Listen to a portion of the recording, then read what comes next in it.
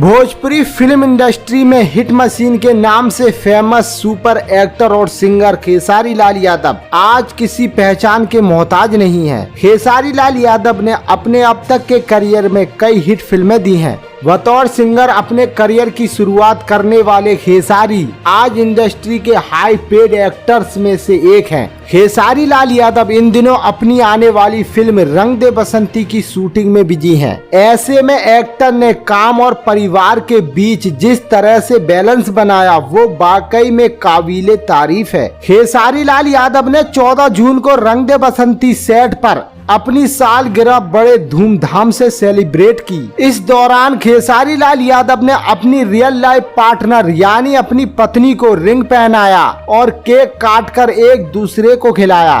खेसारी लाल की लाइफ के इस खूबसूरत पल में उनकी बेटी कीर्ति और बेटे भी साथ रहे। इस मौके पर उनका वीडियो भी शूट किया गया और ये वीडियो सोशल मीडिया पर काफी तेजी से वायरल हुआ। तो दोस्तों आप भी इस वीडियो के जरिए उनकी सालगिरह की बधाई दे सकते हैं। दोस्तों आपको ये वीडियो कैसा लगा कमेंट करके जरूर बताएं और ऐसी ही इंटरेस्टिंग न्यूज खबरों के लिए मेरे YouTube चैनल को सब्सक्राइब करना ना भूलें।